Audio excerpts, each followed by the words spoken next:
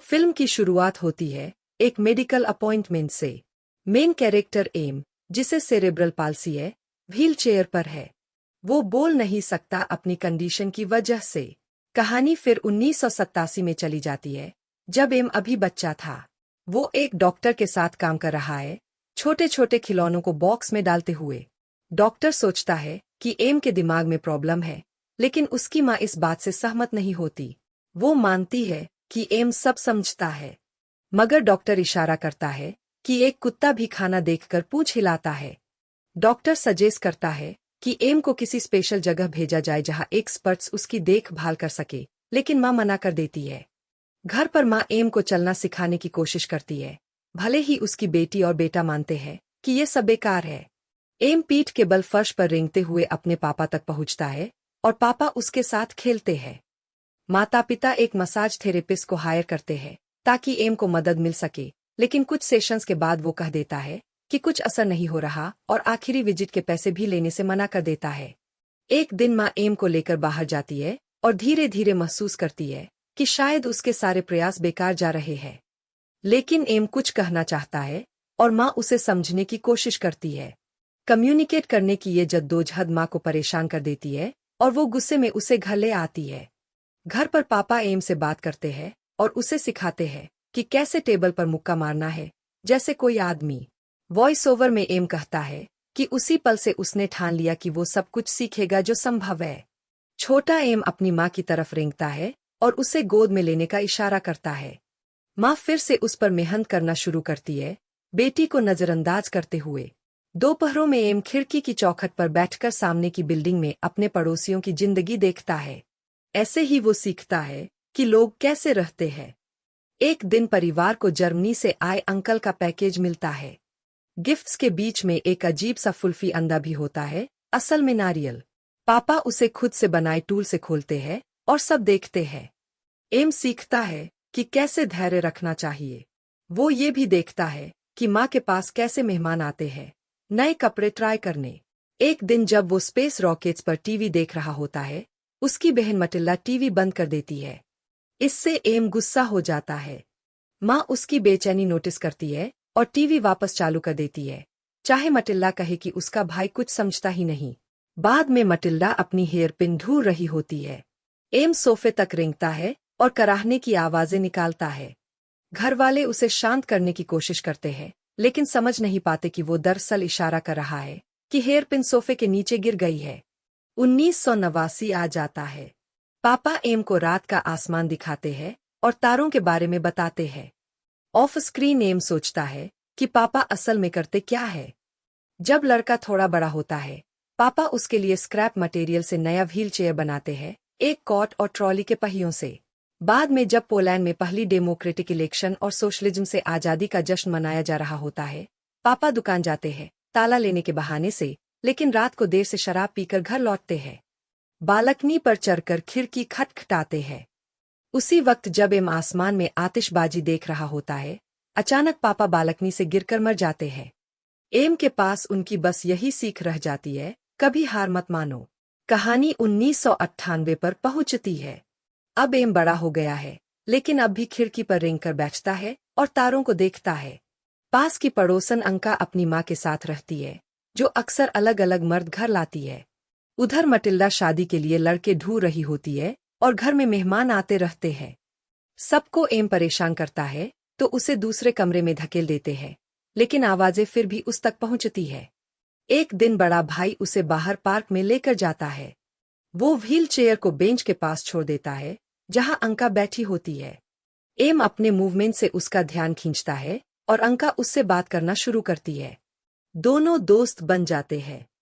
धीरे धीरे उनकी मुलाकातें बढ़ती है, पहले बेंच पर किताब के साथ बैठना, फिर सड़कों पर घूमना। अंका एम को उसी पुराने व्हील चेयर में घुमाती है जो उसके पापा ने बनाया था, और दोनों चिड़ियाघर तक जाते हैं। वो नोटिस करता है कि लड़की की जांघों पर चोट के निशान हैं। बाद में खिड़की से देखता है कि अंका अपनी माँ की रक्षा कर रही है एक आदमी से। एम ऊपर से फूल गिराकर उस आदमी को मारने की कोशिश करता है। एक बार जब वो आदमी साइकिल से निकल रहा होता है, तो एम उस पर मिट्टी फेंक देता है। आदमी रुकता है और उसे चिढ़ाने लगता है। तभी एक लोकल पुलिस वाला जो एम के पापा का दोस्त रहा है बीच में आता है। आदमी पुलिस वाले से लड़ पड़ता है और गिरफ्तार हो जाता है। खिड़की से एम देखता है कि अंका और उसकी माँ अपना सामान पैक कर रहे हैं। लड़की भागकर एम से मिलने आती है और कहती है कि वो लोग दादी के घर जा रहे हैं। जब वो दरवाजे पर उससे बातें करती है तो एम रेंग कर गेट तक पहुंचता है। दोनों नीचे के छोटे से गैप से एक दूसरे को देखते हैं। एम कुछ बोलना चाहता है लेकिन उसके मुंह से सिर्फ दर्द भरी कराह निकलती है। 2000 आ जाता है। एम का भाई जो नेवी में है छुट्टी पर घर आता है। तब तक मटिल्डा की शादी हो चुकी होती है। सब डाइनिंग टेबल पर बैठकर जश्न मनाते हैं। बातचीत के दौरान मटिल्डा पूछती है कि माँ के बाद एम का क्या होगा, साफ कर देती है कि वो उसकी जिम्मेदारी नहीं उठाएगी। एम फिर से खिड़की पर बैठकर लोगों की जिंदगी देखता है। लेकिन एक दिन जब माँ उसे व्हील चेयर में बैठाने की कोशिश करती है तो वो गिर जाती है। यही पल उसके बेफिक्र बचपन का अंत होता है। उसकी बहन और जीजा उसे एक स्पेशल मेडिकल बोर्डिंग हाउस में छोड़ देते हैं जहां बहुत सारे दूसरे डिसेबल लोग रहते हैं। वहां ले जाते ही बाकी पेशेंट्स उससे मिलने आते हैं। धीरे धीरे एम वहां की जिंदगी में हलने लगता है, लेकिन अंदर से उसे लगता है कि ये उसकी जगह नहीं है।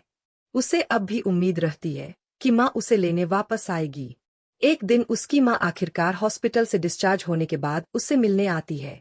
वार्ड के दरवाजे पर कुछ देर रुकती है, फिर अंदर कदम रखती है अपने बेटे को देखने के लिए। कुछ समय उसके साथ बिताने के बाद वो ट्रेन पकड़ने के लिए निकलने लगती है और वादा करती है कि सोमवार को फिर आएगी। ये महसूस करके कि उसे छोड़ दिया गया है, एम धीरे धीरे डिप्रेशन में चला जाता है, भले ही स्टाफ उसकी देखभाल करता है। हालात तब बदलते हैं जब एक नई वॉलंटियर लड़की वहां आती है। उसके सीने को देखकर लड़का थोड़ी देर के लिए शांत हो जाता है। उसकी माँ आती रहती है और उसके भाई बहनों की जिंदगी के बारे में बताती है, लेकिन इसके बावजूद माटोस अपनी माँ से नफरत करता है क्योंकि उसने उसे यहाँ छोड़ दिया। एक बार तो वो अपनी कुर्सी से भी गिर जाता है, बहुत ज्यादा इमोशंस की वजह से। इस घटना के बाद उसे कुछ समय के लिए गद्देदार दीवार वाले कमरे में रखा जाता है और उसके सिर को चोट से बचाने के लिए बॉक्सिंग हेलमेट पहनाया जाता है।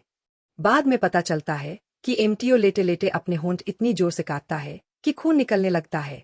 डॉक्टर उसे बैठाकर खिलाने के बजाय उसे डेंटल चेयर पर बांध देते हैं और उसके दांत घिसते हैं। इस अपमान के बाद जब नर्स पास नहीं होती तो मोस व्हील चेयर को सीढ़ियों की तरफ घुमाता है और खुद को गिरा देता है। उसे अपने पिता की वो बात याद आती है कि जब सहा ना जाए तो मेज पर मुक्का मारना चाहिए।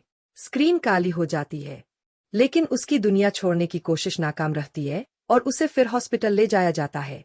साल 2005 आता है। एक नर्स नई वॉलंटियर मैग्दा को उस वार्ड में लाती है जहां मोस और बाकी रहते हैं, ये देखने के लिए कि उसे किससे डील करनी होगी। मैग्दा को देखकर माटो सोचता है कि शायद औरत की छाती ही सबसे जरूरी चीज नहीं है। वो हीरो का ख्याल रखती है और नोटिस करती है कि वो उसकी बातों पर रिएक्ट करता है। एक दिन वो वार्ड में म्यूजिक चलाती है और नाचने लगती है। कहती है कि यही उसका तरीका है भारी भरकम सोच से ध्यान हटाने का। नर्स उन्हें पकड़ लेती है, लेकिन मैग्दा कहती है कि मात सब समझता है। फिर भी नर्स भरोसा नहीं करती। अगली बार नहलाने के दौरान हीरो उस मैगजीन पर रिएक्ट करता है जो अटेंडेंट के हाथ में होती है और ये मैग्दा नोटिस करती है। उसके 25वें बर्थडे पर उसकी माँ आती है और केक लाती है। मैग्दा भी आती है और उससे बाहर वॉक पर ले जाने की परमिशन मांगती है।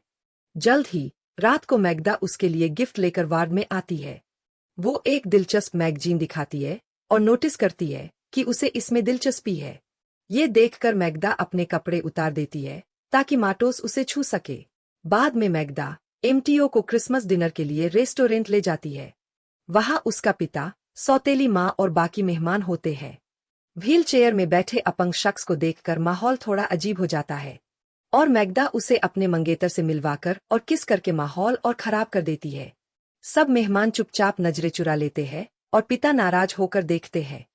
मैग्दा उसे अपने गिलास से ड्रिंक ऑफर करती है, लेकिन उसका बर्ताव दरअसल अपने पिता से बदला होता है क्योंकि पिता ने माँ की मौत के बाद दूसरी शादी कर ली थी। पिता कहते हैं कि पिछले साल उनकी बेटी एक बेघर को डिनर पर लाई थी, इस साल एक अपाहिज को लाई है, पता नहीं अगले साल क्या करेगी। ये समझकर कि उसके साथ इस्तेमाल हुआ है, मोस कुर्सी से गिर जाता है और मेज पर रखे गिलास तोड़ देता है। लड़की उसे वापस बोर्डिंग हाउस ले आती है। मोस खिड़की से बाहर देखता बैठा रहता है। अटेंडेंट बताता है कि मैग्दा ने नौकरी छोड़ दी है, यानी अब उसका काम पूरा हो गया। इस्तेमाल और छोड़े जाने का एहसास करके मोस म्यूजिक सुनता है और रोने से बचने के लिए मुस्कुराने की कोशिश करता है। अगली मुलाकात में उसकी माँ बताती है कि उसका भाई अब भी स्विमिंग करता है, बहन को उसके पति ने छोड़ दिया है और उसके 2 बच्चे हैं, और पड़ोसी के अफेयर की बातें। ये सब सुनकर हीरो अब और बर्दाश्त नहीं कर पाता और रोने लगता है। माँ असली वजह नहीं समझती लेकिन उसे शांत करने की पूरी कोशिश करती है। साल 2008 की वसंत में नर्सिंग होम मरीजों के लिए एक नाटक का आयोजन करता है। नाटक के बाद मसाज लेते समय मोस नोटिस करता है एक औरत को, मिसेज जोला, जो दिव्यांग लोगों को इशारों से कम्युनिकेट करना सिखाती है। वो उसका ध्यान खींचने की कोशिश करता है और आखिरकार जोला उससे बात करती है और उसे शांत करती है। मिसेज जोला उसके लिए एक तरीका बनाती है जिससे वो आंख झपकाकर और इशारों से बात कर सके। उसकी प्रगति देखकर डॉक्टर हैरान रह जाते हैं क्योंकि अब तक उन्हें लगता था कि वो मानसिक रूप से अक्षम है। जल्द ही मिसेज जोला उसकी माँ और बहन को भी बुलाती है ताकि वो उससे बात करना सीख सके। एम बोर्ड पर लिखता है, मैं सब्जी नहीं हूँ। इसके बाद एम की जिंदगी बदलने लगती है। वो डॉक्टर से मिलता है, डेंटिस्ट उसे नए दांत देता है, उसे अपनी पसंद का निजी कमरा मिलता है और मोटर वाली व्हील चेयर मिलती है जिसे वो खुद चला सकता है। साल 2010 में एक जर्नलिस्ट एवा उससे मिलने आती है क्योंकि वो उसकी स्टोरी लिखना चाहती है। एमटीओ इंटरनेट और कंप्यूटर भी सीख जाता है ताकि लोगों से बात कर सके।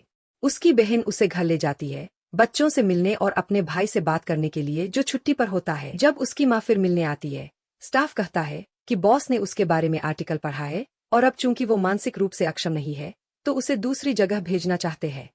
माँ ये बताती है लेकिन एम वहां से जाने को तैयार नहीं होता। फिल्म वही लौटती है जहां से शुरू हुई थी। एम मेडिकल कमीशन के सामने जाता है। वो नहीं चाहता कि सबको लगे वो ठीक है, इसलिए अजीब व्यवहार करता है। मिसेज जोला उसे बाहर ले जाने वाली होती है लेकिन दरवाजे पर वो कुर्सी से उतर जाता है और जमीन पर रेंगते हुए वापस कमीशन की तरफ जाता है। फिर बड़ी मुश्किल से खुद खड़ा होता है और मेज की तरफ बढ़ता है। आखिरी सीन में मिसेज जोला उसे पुराने व्हील चेयर में उसी मानसिक संस्थान के गलियारे में धकेल रही होती है जहां उसने सालों गुजारे थे और आगे भी रहेगा। अगला शॉट दिखाता है कि वो अपने कमरे में है, ऑटोमेटिक चेयर से टेलीस्कोप की तरफ बढ़ रहा है। फिल्म खत्म होती है जब एम अपना सिर कैमरे की तरफ घुमाता है और दर्शकों को देखता है। देखने के लिए धन्यवाद। सब्सक्राइब करना मत भूलना। अगले वीडियो में मिलते हैं।